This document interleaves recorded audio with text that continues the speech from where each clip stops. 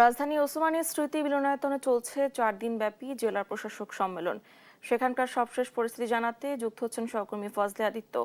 আদিত্য, সম্মেলনের এ পর্বে কোন কোন বিষয় নিয়ে আলোচনা চলছে জানাবেন। ডানা, আপনি জানেন যে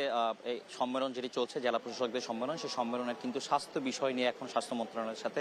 64টি জেলার যে জেলা প্রশাসকরা রয়েছেন এবং 8টি বিভাগের যে বিভাগীয় কমিশনার রয়েছেন তারা কিন্তু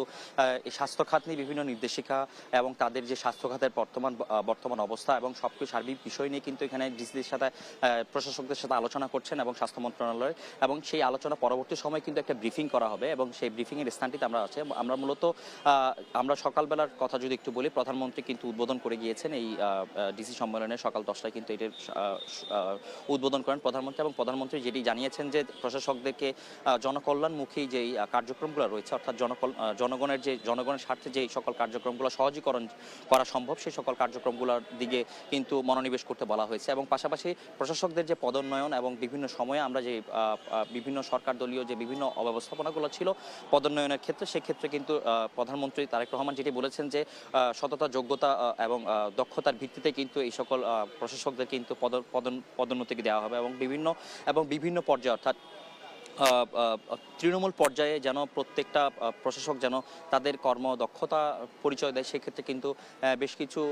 পরিবর্তন আনা হয়েছে এই এই এই সম্মেলনকে কেন্দ্র করে, এবং বিভিন্ন নির্দেশিকা দেওয়া হয়েছে। প্রতি বছর এই সম্মেলন কিন্তু অনুষ্ঠিত হয় এবং জেলা প্রশাসকদের এই সম্মেলনের মাধ্যমে কিন্তু প্রতি বছরের যেই তৃণমূলের যে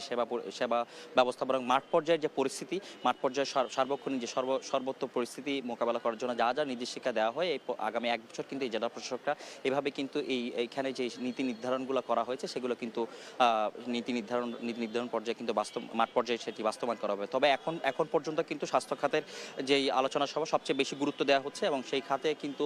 স্বাস্থ্যমন্ত্রী আলোচনা করছেন এবং পরবর্তী সময়ে আমাদের সাথে যুক্ত হয়ে তার কি আলোচনা হয়েছে সেক্ষেত্রে আমরা আরো বিস্তারিত জানতে পারবো। ডানা, এই ছিল আমার কাছে ডিসি সম্মেলন থেকে সর্বশেষ তথ্য।